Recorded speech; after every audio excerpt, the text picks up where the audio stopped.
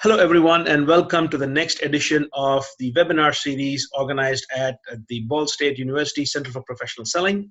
Today, we have an international speaker, and we actually have somebody who's going to share with us some very insightful ideas about how to negotiate well. We all know that in sales, it is about negotiation, and I thought that I would have somebody who's an expert, who's got a lot of experience in not just negotiating himself, but also in terms of coaching people on negotiation skills. It's my pleasure to welcome Professor Barney Jordaan, who's from Vlerick Business School in Belgium.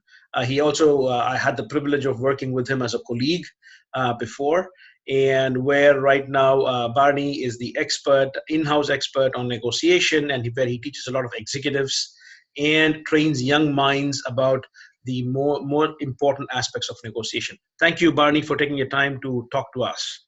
Deva, it's a pleasure, and it's great to work with you again. Thank you for the invitation.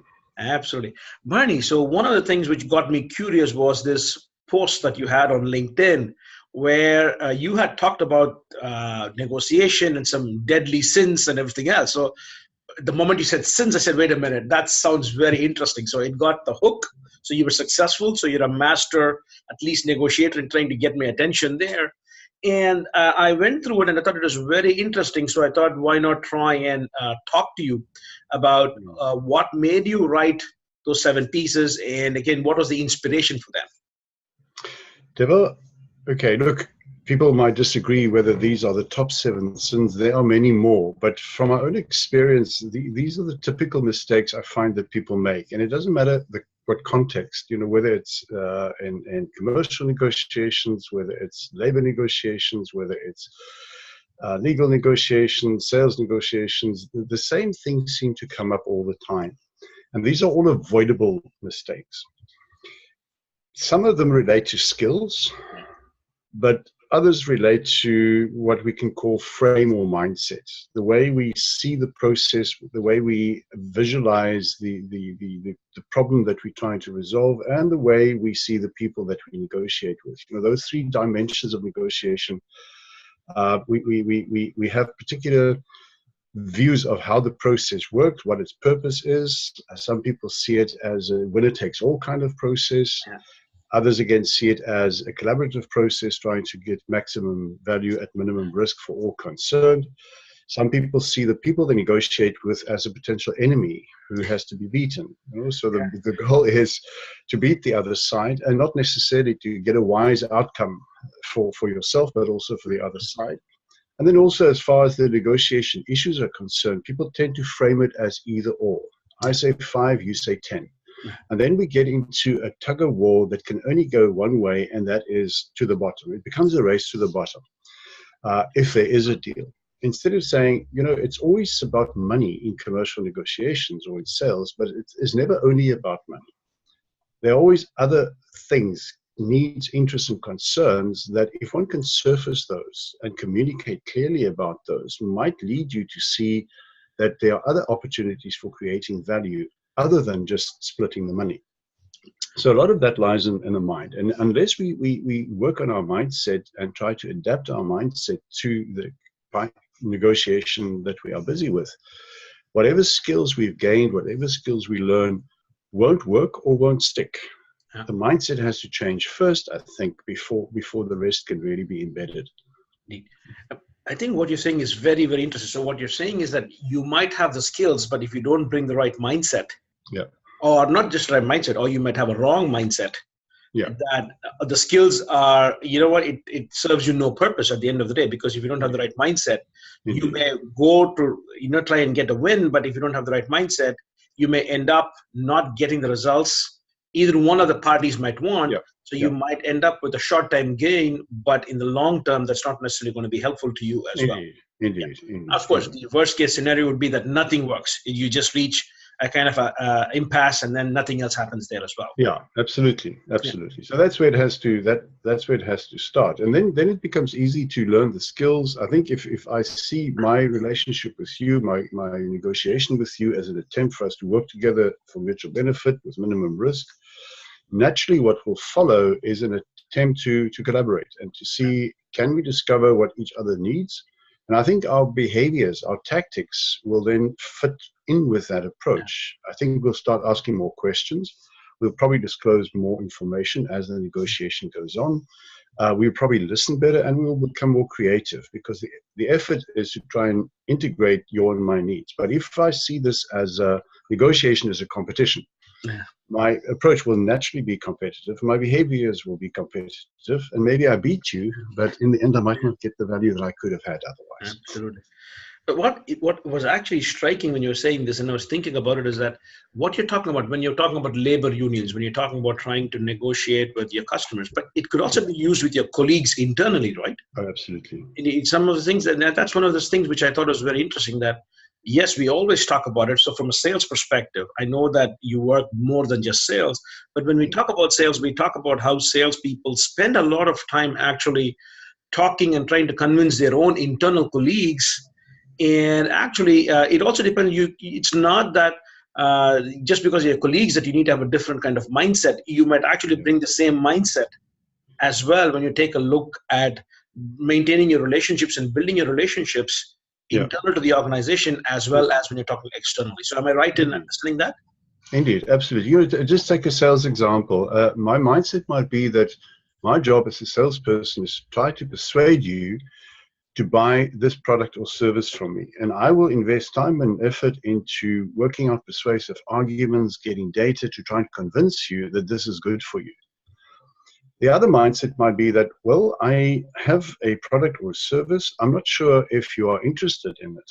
So let me check what your current concerns, needs, interests are. What current pains do you have? And if you do have a pain that I might be able to relieve by offering you this product or service, then it changes the whole approach, because then I won't sell my product to suit my needs only. I will sell to meet your needs, and in that process, meet mine as well. So, but the same with colleagues, you know, at work. If I have a perception of you as somebody who's not to be trusted, my approach to you when we have to sort out things or have team meetings is certainly going to be different from when I say, look, I don't trust you necessarily, but I need you to help me achieve my objectives. So maybe at least I can establish a working relationship with you, even if I don't fully trust you. It's a completely different way of seeing things. And therefore, the behaviors will also change, I think. Fantastic. So now, Barney, let's actually get into the 7 sins that you talked about. So maybe you can tell our viewers, what is the first one? Well, okay, no particular order, but the one we just spoke about for me is probably the most important, the one of mindsets. Okay, the problem, people, process aspects, or the content, the relationship, and the process aspects. What is my current view of each of those? How do I see the negotiation process? Does it have to be a competition? Can it be a collaboration? Do I have to regard you as the most evil person on earth, or can I see you as a potential partner in creating value? And as far as the problem aspect is concerned, the content, can we maybe define the content not in an either-or way, but and way? Not 5 versus 10, but your concerns, my concerns, integrating that into creative proposals that might work for both of us and help us solve the 5 to 10 price issue. We may find, if there's more value to be had in our interaction, that the firmness that we had about price in the beginning softens because we see there's more value. But if I don't see any value in the negotiation other than the money, then of course money becomes the only issue. Okay. The negotiation becomes tough and of course very emotional, because there's nothing as emotional as money, of course, in negotiation. But so I think mindset for me is critical. The next thing is let me just ask you this question. So it struck me something. Sorry for interrupting. I'm really sorry. Sure, no problem. What struck me the most is that when you talk about mindset, we are talking about our own mindset, but what if you go into a negotiation and you know that the other person comes in with a bad mindset? So how do you get their buy-in? Okay. Yeah, Deva, of course, it's easy just to say this is what you do. You know, it's never all that easy. But I think the way I think about it is, if I negotiate with you, we are here for our own self-interest. Both of us negotiate to win. My view of winning might be a mutual win, because what I want is not just a once-off engagement with you. I might want a longer-term relationship, or even if it's a once-off relationship, I want to make sure that the agreement that we end up with is honored and sustained by both of us. So there must be enough value for both of us to commit ourselves to that agreement. And the way the agreement is executed must also be sufficiently fair for both of us that we can commit ourselves to the deal. Otherwise, the deal is in danger. Now, because of that self-interest of ours, your interest might be more selfish. You're looking after yourself only. My purpose is to look after both of us and hopefully create more value than just value for myself. So one way of trying to persuade you that it's better to play the game my way, to work in a mutual interest fashion, is to make it worth your while to do so, to make you an offer that you might not even be able to understand. In other words, I make a proposal that is good for you as it stands. Maybe not as best as it can be, maybe we can improve it, but it is already good for you. But it is certainly good for me as well. But when I put that proposal forward, of course, I want to avoid you just saying, well, thank you, I'll take that. What more can you give me? So I will connect that proposal to a qualified statement. I'll say, Deva, if I can give you this, would you be prepared to give me that? It becomes a trade. At the same time, I'm dangling a little carrots in front of you. I know you're a self-interested individual just like me. So this is what you can get from me. But to get that from me, you have to look after me as well. Okay. The other way, of course, is just to do a tit for tat thing. If I come and I give you a proposal, or I make a concession to you, I start off the negotiation, I say, look, I can already give you this or that. I decide consciously to make that small concession to begin with. You just take it and there's nothing coming back from you. Then I might make another concession in your favor. The first one was just to set the tone. The next concession might be more substantial. If you give nothing back, then I might say, Deba, if you're not prepared to make any concessions in my favor, I'm not going to make any concessions in your favor. So it becomes a tit for tat game. As soon as you make a concession to me, I will be ready to make the next concession to you. So I just follow your lead. So that's another way of doing it. There's a third way, and this works especially with children, but I think it works with adults as well. You know, your own child might be very demanding sometimes. The child just says, I want. Then you say to her, but darling, I'd love to give that to you, or I'd love to help you, but not if you talk to me like that. In other words, Deba, I'm happy to work with you. I'm happy to make concessions, but then I need us to play this game differently. So how can I show you that your behavior is affecting you adversely? And hopefully not take this personally. Absolutely. Wow. I'm sorry for interrupting, because I think that is something that is great, that sometimes we tend to forget that we are too harsh on ourselves for saying these are mistakes that we make.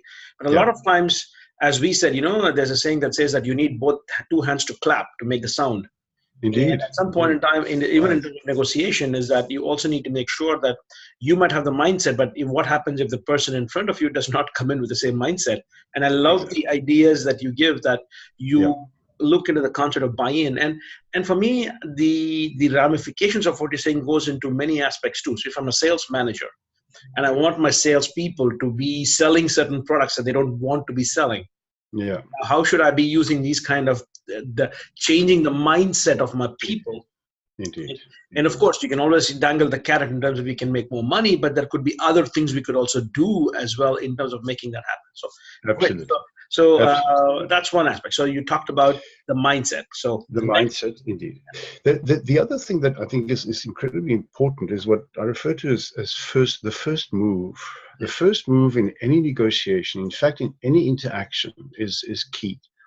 There's research from the Gottman Institute. David Gottman is a psychologist, and he does a lot of research on communication. And the research indicates that you might doubt the actual percentage, but I think from experience we know it is true, whatever the percentage might be. But his research says in 96% of cases, the way a conversation ends is determined in the first 3 minutes of that conversation.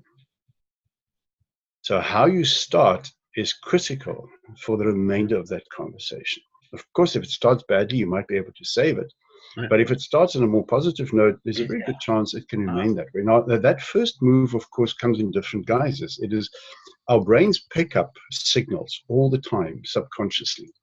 So just the look in your eye when you greet me might send a signal to me. The lack of any sort of warmth on your face sends a signal to me that I don't know what to make of you. That could create distance. The first word you use, because I'll be listening for a message. What are your intentions? Are you here to take advantage of me, or are you here to benefit me? Your tone of voice. All of those things send signals to my basic brain, my reptilian brain.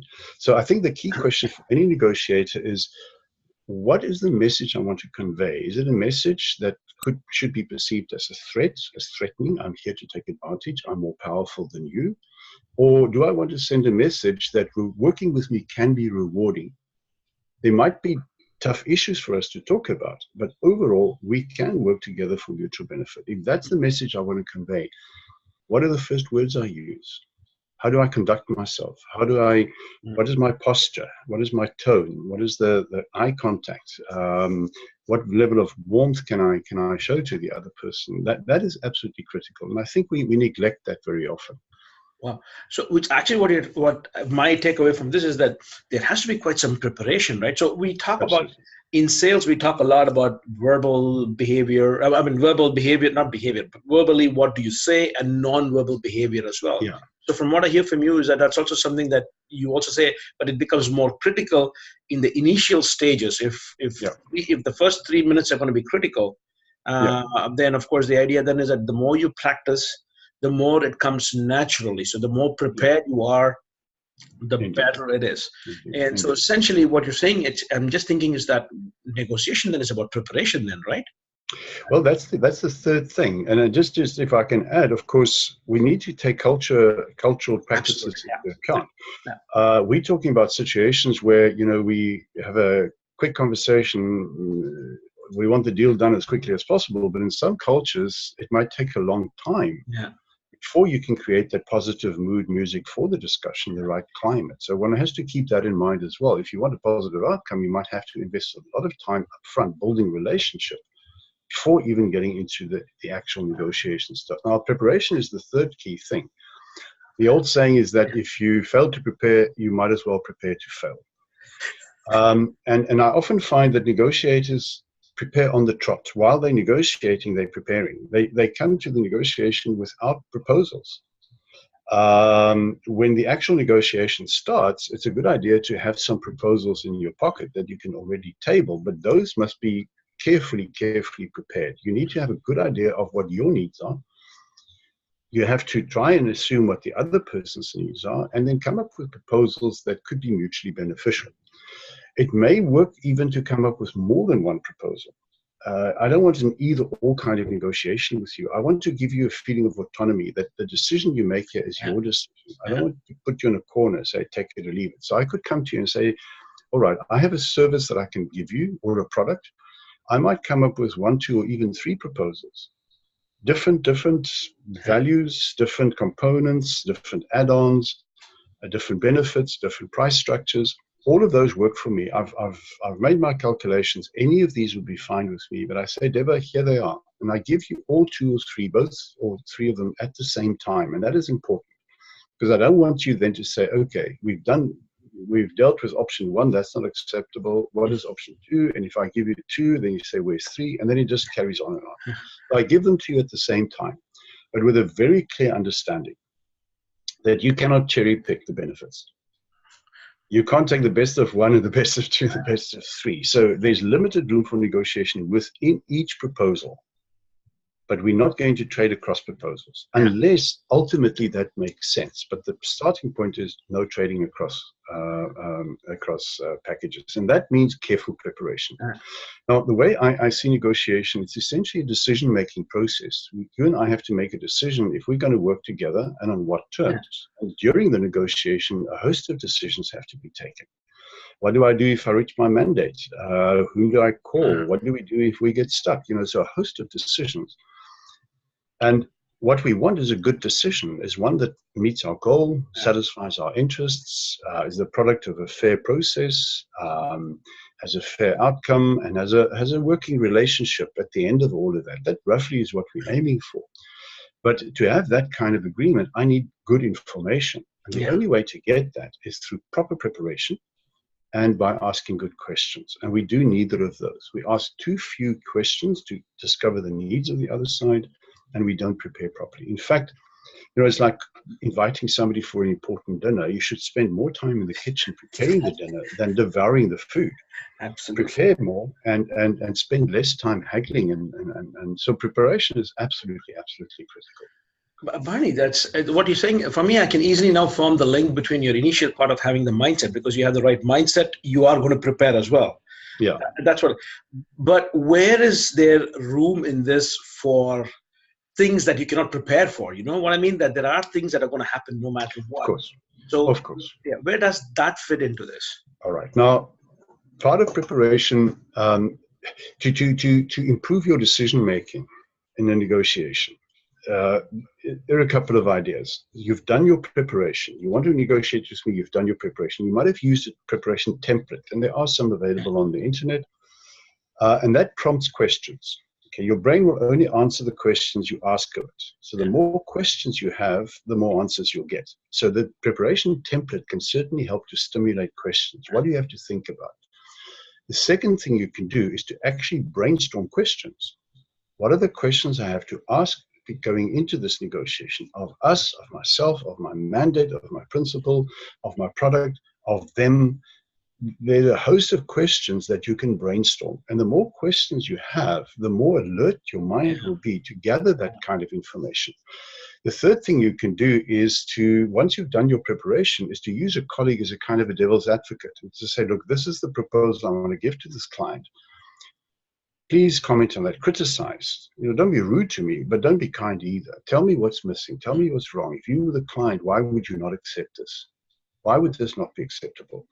And then that's a way of testing what information you still need, but it's also a way for your brain to prepare for some eventualities that might arise that you never foresee.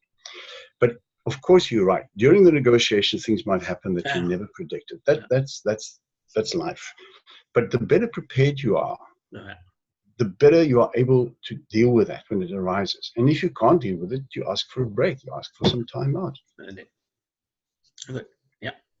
So, The other thing I think that we also often neglect is the soft stuff. If you look at the interests people have when they negotiate, there are the substantive interests, in other words, the deal terms, the price, the quality, delivery, all that sort of stuff. There might be regulatory requirements. You might be in an industry where whatever deals you do have to comply with certain requirements, or there might be internal regulatory requirements, like your mandate, or the company's policies on offering or taking bribes, for example. So there might be some regulatory things you have to keep in mind. But the thing we often neglect are what we call the relational, emotional, or psychological interests of people. Let's assume that I'm a salesperson, I come to you as a buyer. And there's a very good a model that was worked out by I think it's the Hyman Institute. It's called the buyer's perceived risk paradigm. It's available on the internet, the buyer's perceived risk paradigm. So how the model works is if I am a current supplier of yours and we have an ongoing relationship, there probably is some level of trust between us, or at least a good understanding between the two of us, even not perfect trust. If I simply want to replace the product I've given you before, there's almost no risk for you. You know the product, you know me. That's an easy sell. If you have me as your current supplier selling you an upgrade, the level of risk to you as the buyer already increases. If I sell you a completely new product in place of that, not just an upgrade, a complete replacement, here's the latest thing, then of course your risk is very high, because you have to now calculate the risk of this product working. You have to calculate the risk to you as a buyer. What if this thing doesn't work? How does it affect you, your reputation? It gets even worse. If I am not a current supplier, but I'm a known brand, Yeah. and I give you a replacement, an upgrade, or something new, the risk is even higher, because now you have concerns about me as a reliable supplier, plus the reliability of the product. If I come in cold, you don't know me, I'm not an established, well-known brand, and I want to give you a replacement, an upgrade, or something new, the risk for you is exceptionally high, because you don't know me, you don't know the product. So as a seller, I have to keep that in mind, those soft interests, your personal fears and concerns as a buyer about having to sell this idea of yours to now buy this product and link in with this new supplier. You have to sell that to your boss. So my job as the seller is really to say, how can I help you write your victory speech to your boss so that you can convince your boss this is a good deal. I might have to give you some guarantees. I might have to do a lot of additional persuasion to get you to actually do that deal if the risk to you personally is all that high. But we always think it's just about the price. It's never only about the price for the buyer. I think what you're talking about reminds me very much of a couple of things. One is there's a very nice business saying that nobody was ever fired for buying IBM Blue. The idea being that the fact is that IBM was not the cheapest supplier in the market, but still people would buy it because of risk reduction. And that's interesting because in sales, we also talk about how when we go in, you need to understand that there is different kinds of risk. There's a psychological risk associated. There is a performance risk, that is going to perform. There's also going to be a social risk or a sociological risk, saying, if I buy from you, how would I look in front of my managers? Especially in sales, we also, because it's a transaction, there's monetary aspects involved, that there's what we say is a financial risk, saying that did I pay way too much for this? I could have gotten somewhere else. So I think it's very, very interesting that you talk about that. And I'm assuming that the next thing which I wanted to say was that, of course, when you take a look at this, there's a huge cross-cultural component to that, in the fact that in some cultures, certain aspects are much more critical than the others. Yes. In terms of that, because I was just thinking about how certain cultures view risk, and then you need to take that into consideration as well, especially looking at negotiation in cross-cultural context as well. Yeah, indeed. And face saving and all of that. And of course, the soft skills are not limited to that. It's also about communicating effectively, listening in particular. You know, I think from a sales perspective, people tend to want to persuade by just talking a lot, without establishing the needs and the pains of the buyer. And I think the best, if one is in that position, that you feel that your urge to try and persuade people without really knowing what their concerns are, the acronym that I think is quite useful is simply WAIT, wait. And that stands for, why am I talking? I should be listening. I should be asking questions and listening, and not just babble along, to try and persuade you.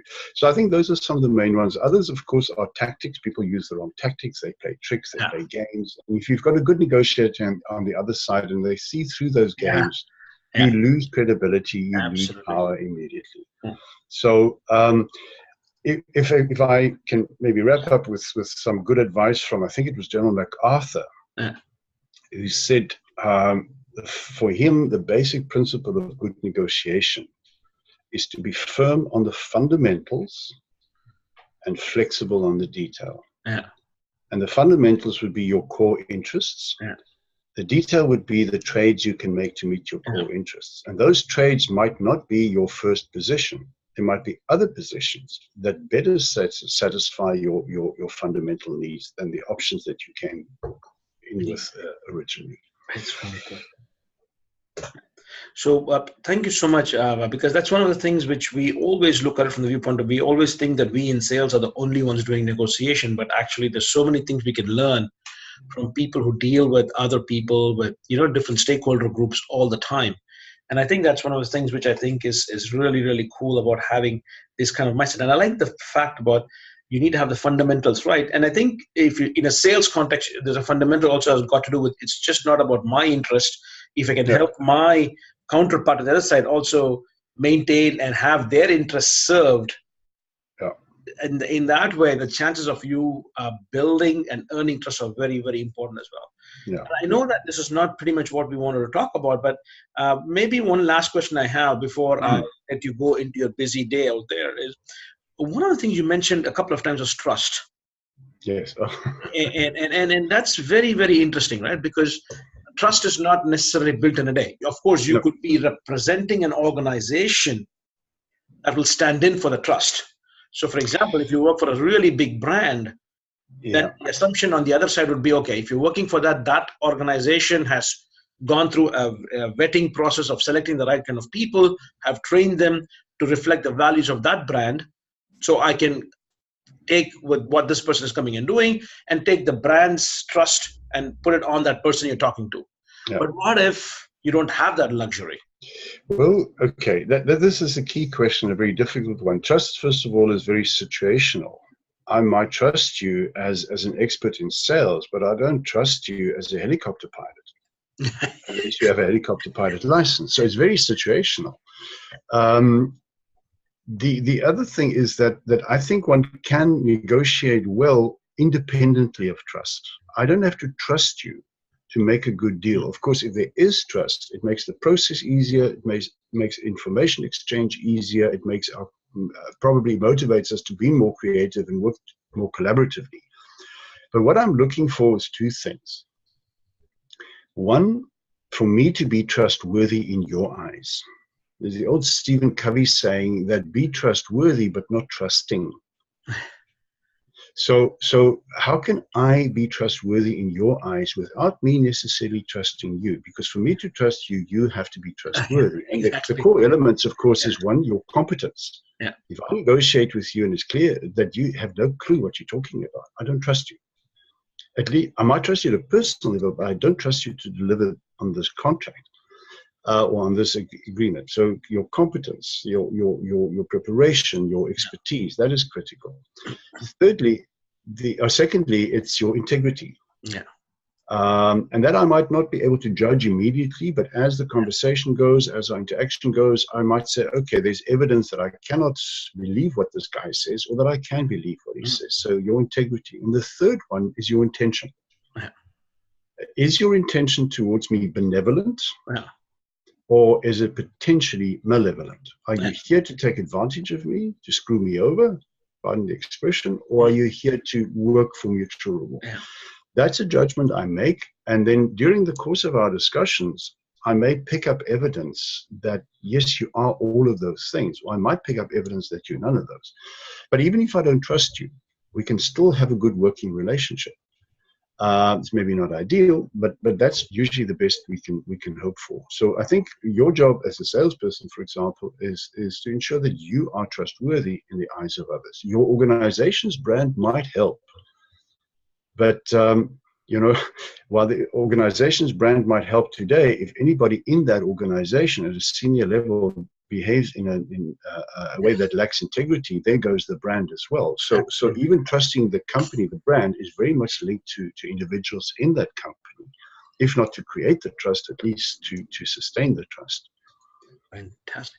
Now, thank you very much for this, because I think that's something that you talked about. And I think one of the takeaways for me, I like the fact that be trustworthy, but do not be trusting. I mean, they have to earn the trust as well. Indeed. I also like the fact that when you talk about being benevolent, this does not rule out the fact that you need to be kind of altruistic. The idea is that it's about benevolence, is that you want to be considerate of what the other person wants and how you want to help them. Indeed. But you should be very clear that you're also there to help yourself as well. Well, indeed. It's not helping you at all costs. Exactly. My intention is to work with you for mutual benefit, but I have my own hard lines to draw as well. Firmness in the fundamentals. Absolutely. Well, Barney, thank you so much for your time. Thank you, Dova. And I look forward to reading more about your blog posts and reading more about all the interesting things that you do as well. And I hope that we can stay in touch, and then you'll come back and share other insights at a later date as well. Anytime, Dova. Thanks for the opportunity. Thank you. All the best. Take care. Bye-bye.